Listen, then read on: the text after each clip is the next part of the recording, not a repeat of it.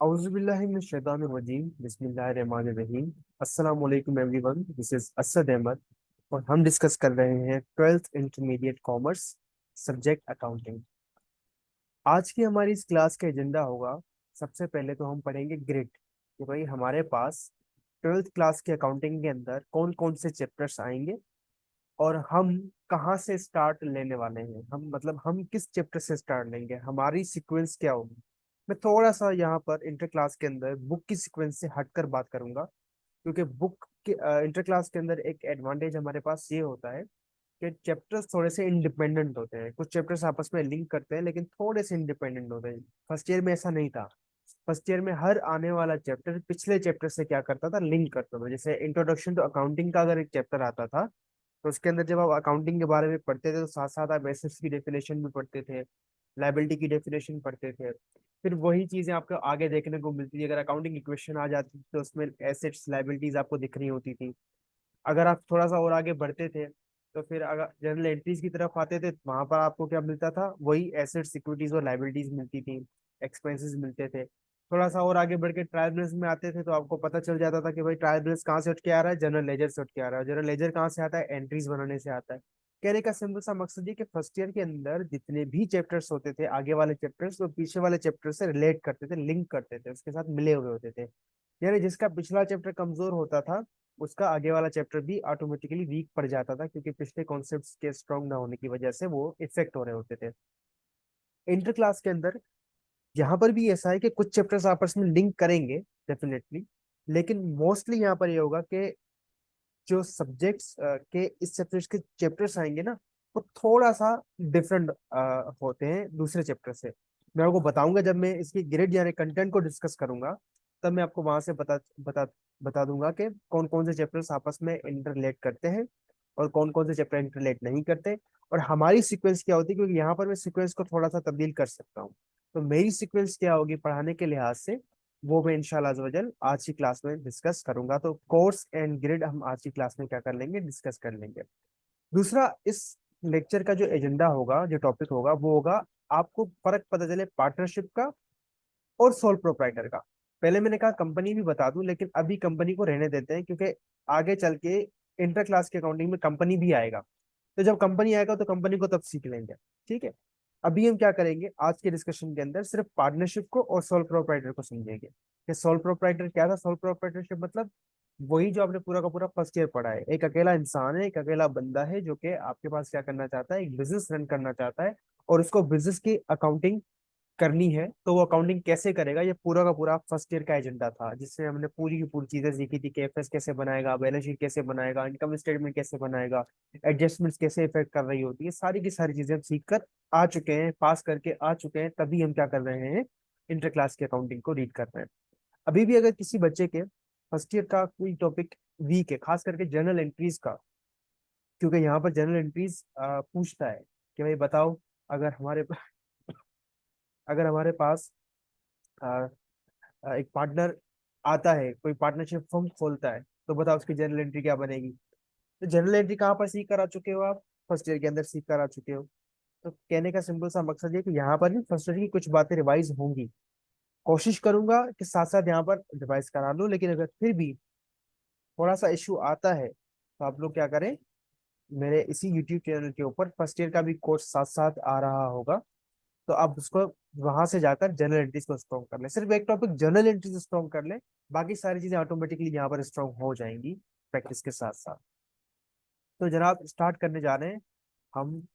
पहला हमारा एजेंडा वो है कोर्स लाइन क्या है, यानी कि इस सब्जेक्ट के अंदर और इस क्लास के अंदर हम बेसिकली कौन कौन से चैप्टर्स को पढ़ने वाले हैं।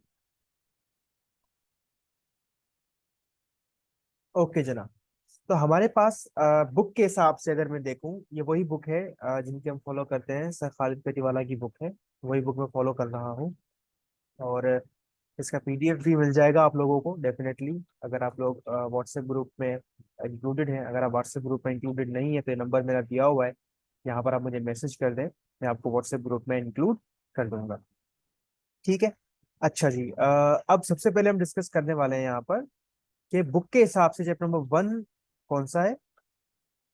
बुक के हिसाब से चैप्टर नंबर वन का नाम है सिंगल एंट्री या जिसको हम दूसरा नाम देते हैं इनकम्प्लीट रिकॉर्ड्स।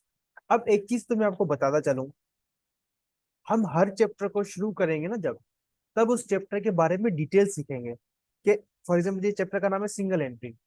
आज तुमने आज तक पढ़ा है double entry system, debit credit debit credit debit credit. Sir ये सिंगल एंट्री सिस्टम क्या होता है? तो इसकी डिटेल में कहाँ पर डिस्कस करूंगा, जब बेसिकली ये चैप्टर स्टार्ट करूंगा। ये सिंगल एंट्री के आने की वजह क्या थी, क्यों जरूरत पड़ी सिंगल एंट्री को लाने की, और हमें सिंगल एंट्री सीखना क्यों जरूरी है। क्योंकि हमने तो ये सीखा है ना कि अच्छा अकाउंटिंग जब भी चलेगी डबल एंट्री सिस्टम में चलेगी, एक चीज डेबिट होगी एक चीज क्रेडिट होगी।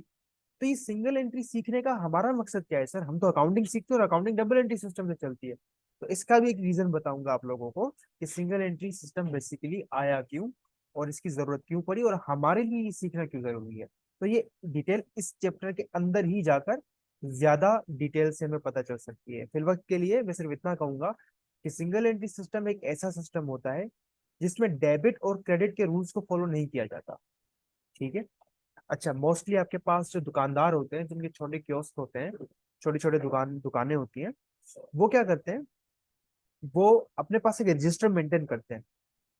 फॉर एग्जाम्पल एक दूध वाला है, तो दूध वाला अपने पास एक रजिस्टर मेंटेन करता है कि भाई मुझसे फला बंदे ने इतना दूध लिया, फला बंदे ने इतना दूध लिया, फला बंदे ने इतना दूध लिया। तो वो क्या कर रहा है, वो अपने लिए एक रजिस्टर क्रिएट कर रहा है जिसपे वो रिसीवेबल लिखता जा रहा है कि मुझसे कर्जे के ऊपर फला बंदे ने लिया, फला बंदे ने लिया, फला बंदे ने लिया, फला बंदे ने लिया। तो आपको अगर पता है कि जब आप फर्स्ट ईयर के अंदर रिसीवेबल रिकॉर्ड करते थे, आप एक एंट्री बनाते थे, रिसीवेबल डेबिट सेल्स क्रेडिट। ठीक है। इसके अंदर ये एक रजिस्टर मेंटेन कर रहा है जिसमें सिर्फ रिसीवेबल लिख रहा है, यानी आपके पास एक इम्पैक्ट, यानी कोई जो डेबिट इम्पैक्ट था रिसीवेबल रिकॉर्ड करने का, वो तो रिकॉर्ड कर रहा है साथ साथ, लेकिन जो सेल्स है वो रिकॉर्ड नहीं कर रहा। कहने का सिंपल सा मकसद क्या बना कि एक एंट्री को वो रिकॉर्ड कर रहा है और दूसरी एंट्री को वो रिकॉर्ड नहीं करता। इसी चीज का नाम है सिंगल एंट्री सिस्टम। अब अगर आपको ये बात समझ में आ गई तो ठीक है, और अगर आपको बात समझ में नहीं आई तो वो कोई मसला ही नहीं है। जब हम इस चैप्टर की डिटेल में जाएंगे ना तो वहां पर सिखा दूंगा। अभी के लिए सिर्फ अंडरस्टैंडिंग दे दी कि सिंगल एंट्री सिस्टम होता क्या है। इसमें होता है कि आपके पास जो बिजनेस का ओनर है, आपके पास एक इम्पैक्ट तो ले लेता है। किसी भी एंट्री का दो इम्पैक्ट होते हैं ना, डेबिट या क्रेडिट, तो दोनों में से एक इम्पैक्ट ले लेता है, एक इम्पैक्ट नहीं लेता। तो फिर सर हम क्यों, वो ऐसा क्यों करता है, हम इसको क्यों सीखेंगे, क्या हमें इसको डबल एंट्री सिस्टम में कन्वर्ट करना पड़ेगा? ये सारे के सारे सवालों के जवाब आपको इस चैप्टर को सीखने के वक्त के दौरान मिलेंगे। अभी ये क्या है, एक क्या पहेली है, इसको पहेली रहने दो। दूसरे चैप्टर का नाम है डेप्रिसिएशन। डेफिनेटली इसके बारे में भी अभी अगर डिस्कस करूंगा तो कुछ समझ में नहीं आएगा। बस इतना बोलूंगा कि एक एसेट है। डेप्रिसिएशन के बारे में वैसे फर्स्ट ईयर के अंदर थोड़ा बहुत डिस्कशन है, अगर आपको याद हो तो हमने जब अकाउंटिंग इक्वेशन भी पढ़ा था, या अकाउंटिंग इक्वेशन के अलावा भी अगर मैं बात करूं, हमने जब एंट्रीज पढ़ी थी, खास करके एडजस्टमेंट्स वाला टॉपिक जो चैप्टर नंबर 9 था हमारा,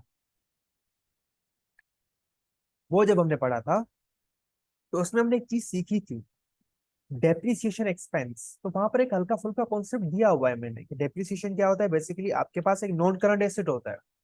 अब नॉन करंट एसेट सब चीजें फर्स्ट ईयर के टॉपिक्स की हैं। जिस भी दोस्त को ये चीज नहीं पता वो परेशान ना हो, मेरे इसी चैनल के ऊपर फर्स्ट ईयर की प्लेलिस्ट को ढूंढे, वहां पर एक चैप्टर नंबर 1 होगा इंट्रोडक्शन का, उसमें मैंने चीजें बताई हुई हैं कि नॉन करंट एसेट क्या है, करंट एसेट क्या है, वगैरह वगैरह।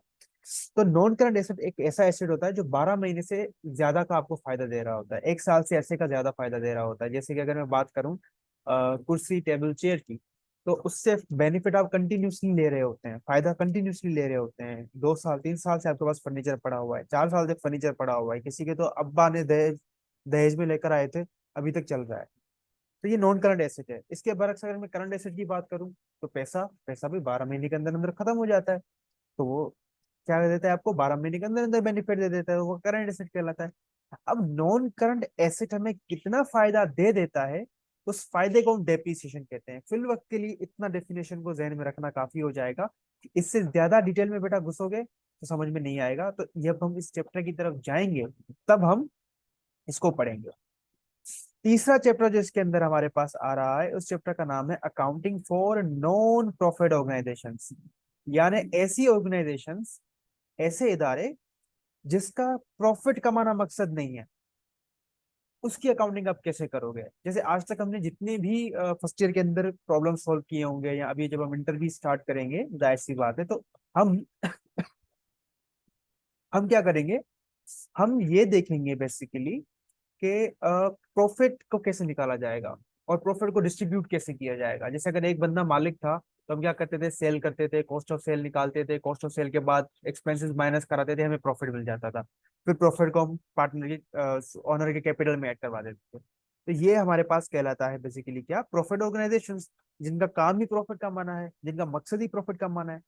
ऐसी ऑर्गेनाइजेशन जिनका प्रॉफिट कमाना मकसद ही नहीं है, जैसे कि ईदी वेलफेयर फाउंडेशन है, या फिर सैलानी वेलफेयर फाउंडेशन है, या जेडीसी आप आजकल बहुत मशहूर है हमारे पास पाकिस्तान के अंदर। तो ऐसी जितनी भी ऑर्गेनाइजेशन है जिनका प्रॉफिट कमाना मकसद नहीं है, उनकी अकाउंटिंग कैसे करी जाएगी, ये चैप्टर नंबर 3 में पढ़ेंगे आप। अच्छा, एक सवाल यहाँ पर हो सकता है कि सर प्रॉफिट, एक ऑर्गेनाइजेशन नॉन प्रॉफिट ऑर्गेनाइजेशन है, तो क्या वो प्रॉफिट नहीं कमाती? जवाब है वो प्रॉफिट कमाती है। तो सर अगर वो प्रॉफिट कमाती है तो फिर इसमें और प्रॉफिट ओरिएंटेड ऑर्गेनाइजेशन में फर्क क्या होगा? ये फर्क इंशाल्लाह अज़ वजल चैप्टर नंबर 3 के अंदर आपको पता चलेगा, जब हम इसकी डिटेल में घुसेंगे। ठीक है। अच्छा जी, फिर हम इस, हमारे पास चैप्टर नंबर 4 आता है पार्टनरशिप, चैप्टर नंबर 5 आता है पार्टनरशिप, चैप्टर नंबर 6 आता है पार्टनरशिप, और चैप्टर नंबर 7 आता है पार्टनरशिप, और चैप्टर नंबर 8 आता है पार्टनरशिप। यानी पार्टनरशिप के आपके पास कितने चैप्टर आ गए? पार्टनरशिप के आपके पास यहां से लेकर के ये 8 तक, यानी 1 2 3 4 5 चैप्टर्स आपके पास पार्टनरशिप के आ गए। इस सब को मिलाकर मैं एक नाम दे सकता हूं कि ये पूरा का पूरा हमारे पास है पार्टनरशिप। ठीक है, ये पूरा का पूरा हमारे पास क्या है? पार्टनरशिप। ये 5 चैप्टर्स, ये सारे के सारे मिलके हमारे पास क्या कहलाते हैं? पार्टनरशिप कहलाते हैं। अब पार्टनरशिप के भी क्या होंगे, सबसे पहले तरीके होंगे ना। पार्टनरशिप क्या होती है वो आज के लेक्चर का ही हमारा एजेंडा है, वो सीखेंगे आगे चल के।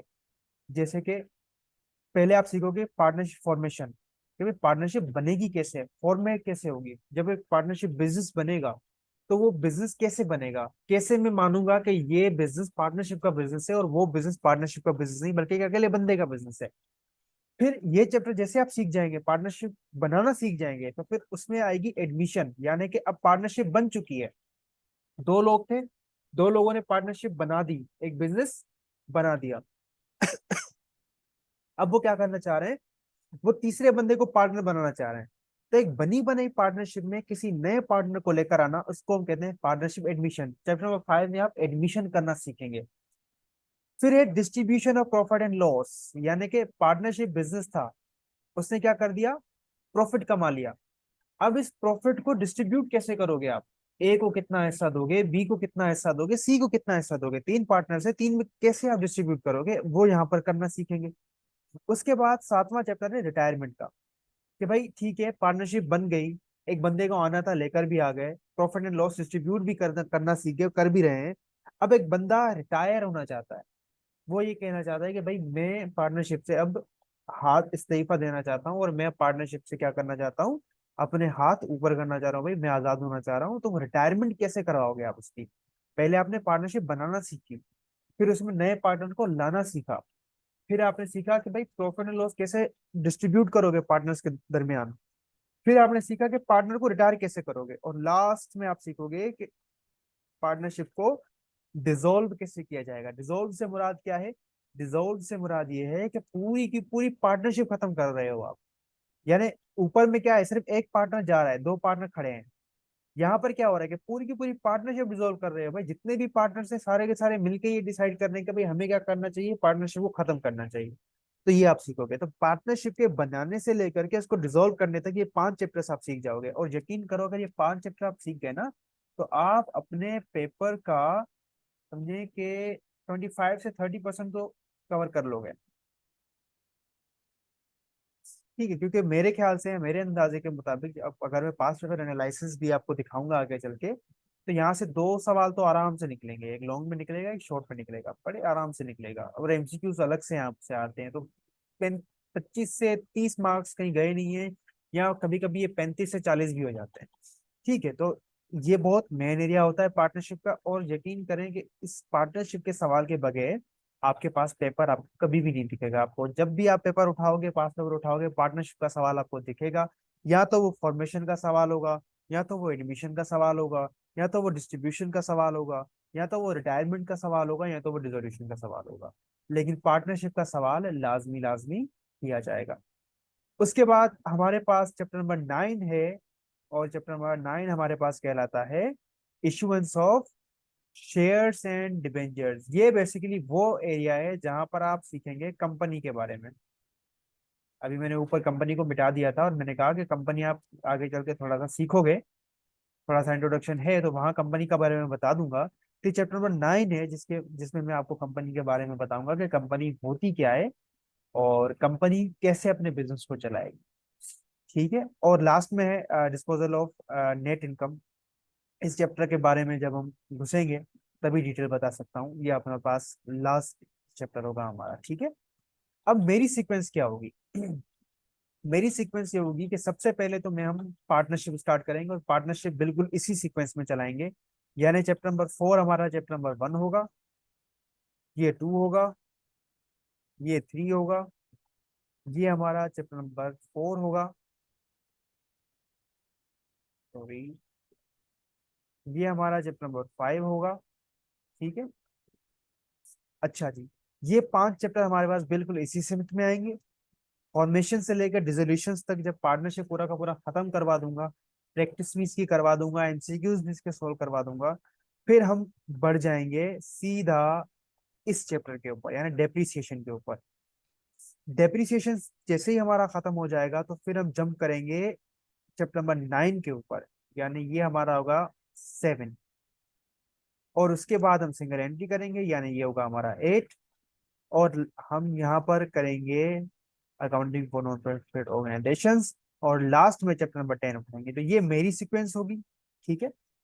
पार्टनरशिप और डेप्रिसिएशन अगर आपने कर ली है ये दोनों, तो आप ऐसे समझें कि अपने पेपर का 50% तैयार कर लेंगे इंशाल्लाह अज़ वजल। तो मेन मेन मैं पहले उठाऊंगा, उसके बाद फिर इश्यूएंस ऑफ शेयर के पास भी चलेंगे हम, नॉन मतलब कंप्लीट सारा कोर्स ही करना है हमें डेफिनेटली। लेकिन शुरुआत हम क्या करेंगे? पार्टनरशिप से करेंगे। ये था आपका छोटा सा ओवरव्यू आपके कोर्स से रिलेटेड। ठीक है। अगर आप इसके बारे में लिखना चाहते हैं अपनी कॉपीज वगैरह के ऊपर तो वीडियो पोस्ट करके आप लिख सकते हैं। आपके पास ये टेक्नोलॉजी अवेलेबल है कि आप वीडियो को पोस्ट करें, जो चीज़ यहाँ से कॉपी करनी है आप वो चीज़ यहाँ से कॉपी कर सकते हैं। अच्छा जी, इसको अगर कॉपी करना चाहते हैं कर लें। इसके बाद हम स्टार्ट करते हैं हमारा आज का पहला टॉपिक।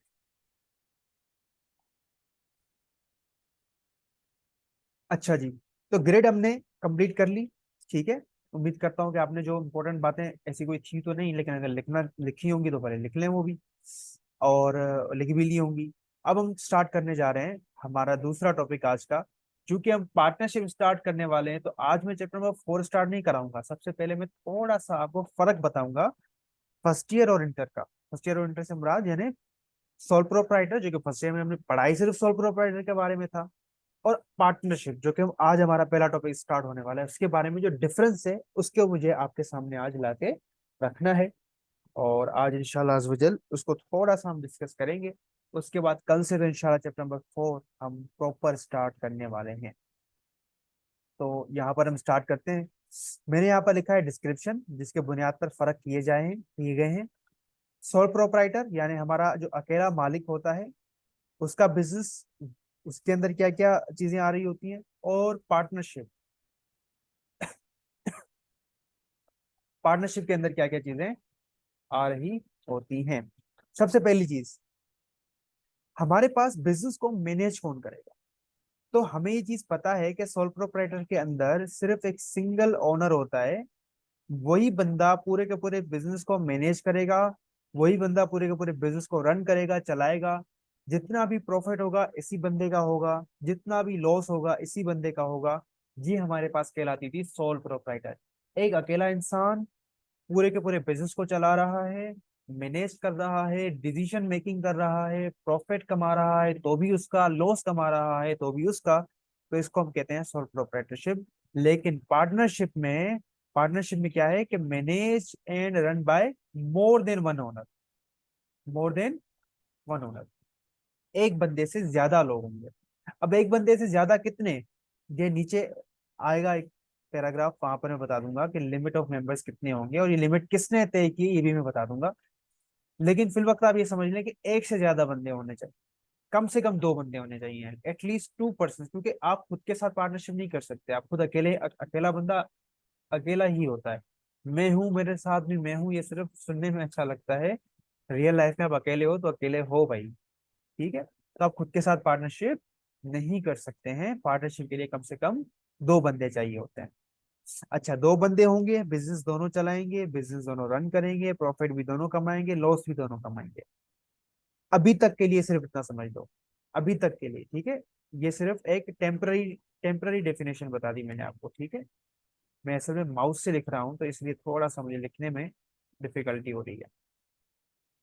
ये मैंने एक टेम्पररी डेफिनेशन बताई है आपको। दो से ज्यादा कम से कम दो बंदे होंगे, दो से ज्यादा कितने भी हो सकते हैं। क्या करेंगे? प्रॉफिट कमाएंगे, रन करेंगे, चलाएंगे बिजनेस, प्रॉफिट होगा तो भी इन दोनों का, लॉस होगा तो भी इन दोनों का। इसमें फर्क आएगा आगे चल के, ठीक है, इसमें फर्क आएगा। अभी तक के लिए इतना ध्यान में रखते हैं, आगे चलते हैं। फॉर्मेशन, कि भाई इसको फॉर्म करना आसान है या नहीं है।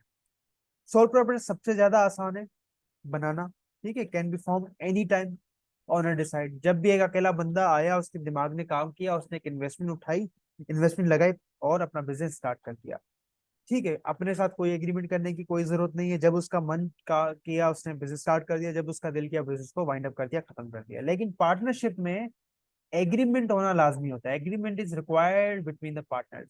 अब ये एग्रीमेंट ओरल भी हो सकता है और रिटन भी हो सकता है। ओरल यानी कि भाई तीन दोस्त एक होटल पे मिले और होटल में चाय पीते पीते उनके दिमाग जो हैं वो थोड़े सीरियस बन गए। मतलब आपस में बैठे और उन्होंने डिस्कस किया, और डिस्कस करते करते वो थोड़ा सा सीरियस हो गए, और सीरियस होते होते एक दूसरे को आइडियाज देने लगे। और फिर ये सोचा कि क्यों ना हम खुद ही एक बिजनेस स्टार्ट कर लें। तीनों दोस्तों ने कहा कि एक काम करते हैं, फला दोस्त इतने पैसे लेकर आएगा, फला दोस्त इतने पैसे लेकर आएगा, फला दोस्त इतने पैसे लेकर आएगा। प्रॉफिट जितना होगा बराबर बराबर बांटेंगे, लॉस जितना होगा बराबर बराबर बांटेंगे, कपड़ों का बिजनेस स्टार्ट करते हैं।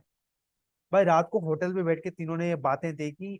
अगले हफ्ते तीनों अपनी अपनी इन्वेस्टमेंट लेकर आए, मार्केट गए, कपड़े खरीद के लेके आए, बिजनेस स्टार्ट कर दिया, पार्टनरशिप हो गई। यहाँ पर एग्रीमेंट हो गया। एग्रीमेंट क्या हुआ है? ओरल हुआ है, जबान से हुआ है।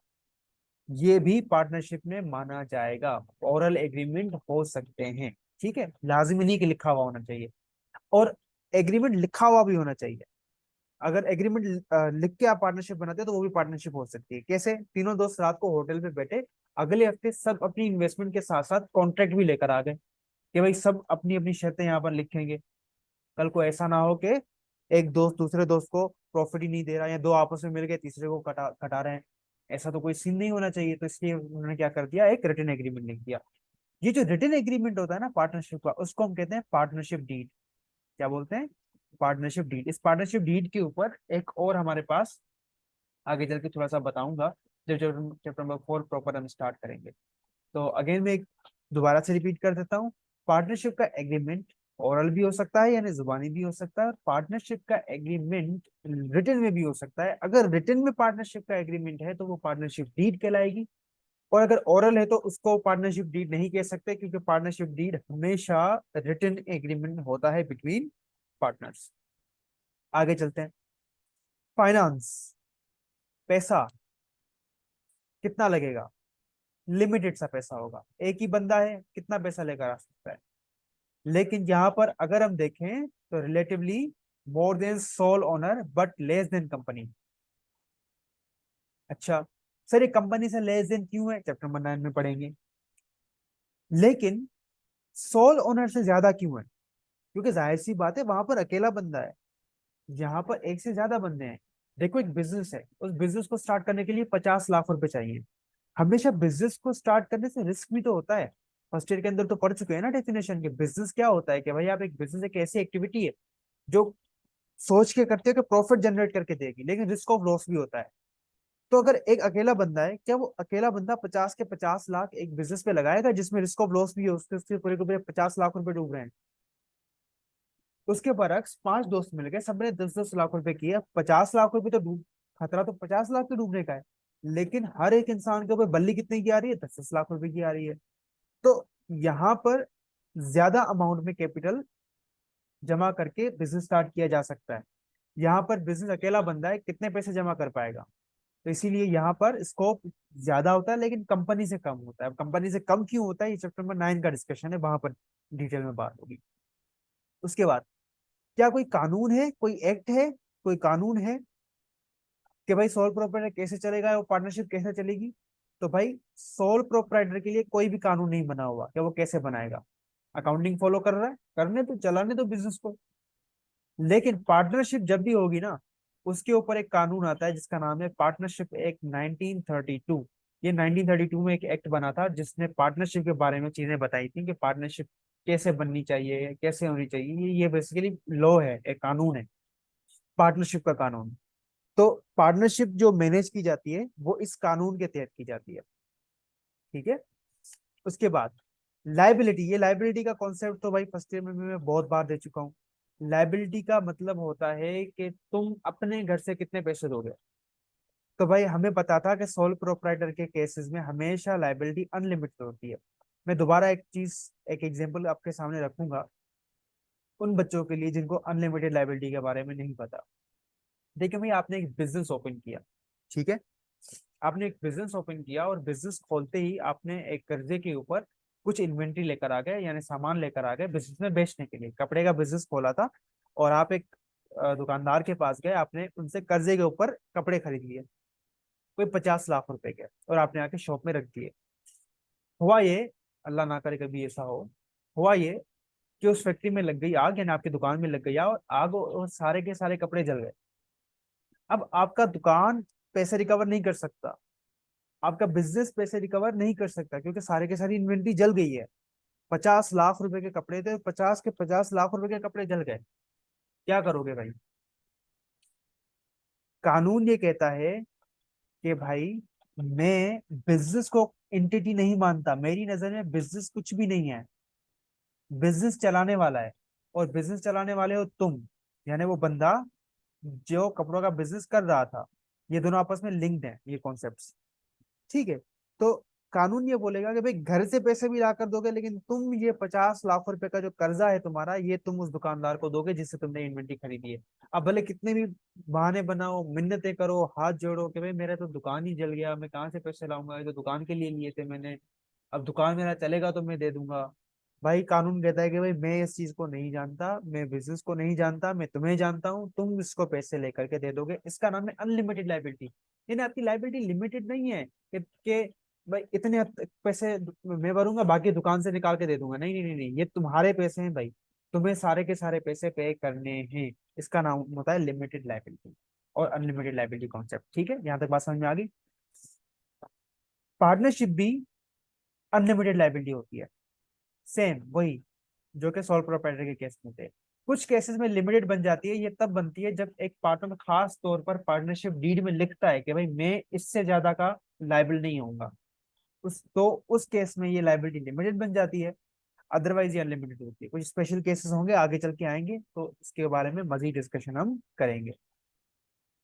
अच्छा, लीगल एंटिटी, नहीं भाई, पार्टनरशिप को कोई लीगल एंटिटी नहीं मानता सोल प्रोप्राइटर को, और पार्टनरशिप को भी मैं कोई लीगल एंटिटी नहीं मानता। यानी कानून की नजर में पार्टनरशिप कुछ भी नहीं है, बिजनेस कुछ भी नहीं है।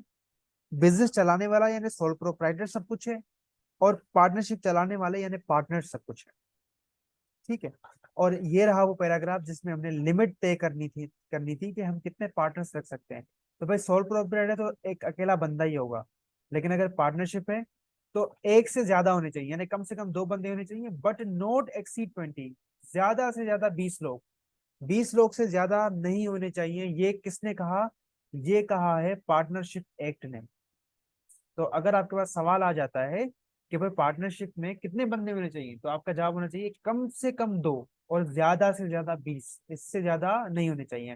फिर अगर आपसे कोई सवाल करे कि ऐसा किसने कहा है, ये तो कहीं पर भी अकाउंटिंग में नहीं लिखा, तो आप उससे ये कह सकते हैं कि अकाउंटिंग में तो नहीं लिखा, लेकिन पार्टनरशिप के एक्ट के अंदर, यानी पार्टनरशिप के कानून के अंदर जो कि 1932 में आया था, उसमें ये लिखा हुआ है कि आप 20 से ज्यादा बंदे नहीं कर सकते। अब इसकी भी एक्सेप्शन हैं भाई, इसकी भी एक्सेप्शन है, इसकी भी 2 से 3 एक्सेप्शन हैं, लेकिन इतना डिटेल में हम नहीं घुसते, वरना आपका सर चकरा जाएगा। अगर फिर भी किसी को शौक है, सवाल कर लें, आपको ग्रुप पे जवाब मिल जाएगा। कि वो कौन कौन से केसेस हैं जहाँ पर 20 की एक्सीड यानी कि आपके लोग 20 से ज्यादा हो जाएं, फिर भी आपके पास पार्टनरशिप वो चल सकती है। ठीक है, आई होप कि यहाँ तक थोड़ा बहुत डिस्कशन मैंने पार्टनरशिप के हवाले से कर लिया है। इंशाल्लाह कल का लेक्चर होगा और हम बुक बिल्कुल प्रॉपर स्टार्ट करेंगे, और कल से हमारा इसके ऊपर कोई भी डिस्कशन नहीं होगा, और पार्टनरशिप के ऊपर हमारा तफसील से डिटेल से एग्जाम्पल्स के साथ डिस्कशन स्टार्ट हो जाएगा। आज की क्लास को लिखना चाहते हैं तो लिख लें, समझना चाहते हैं तो समझ लें। डिटेल कॉन्सेप्ट्स मैंने आपको दिए हैं, थोड़ा बहुत मैंने कोशिश की है हर चैप्टर को एलोबरेट करने की, वो भी आप देख लें। इंशाल्लाह नेक्स्ट लेक्चर में फिर आपसे मुलाकात होगी, और नेक्स्ट लेक्चर में हम स्टार्ट करेंगे चैप्टर नंबर 4।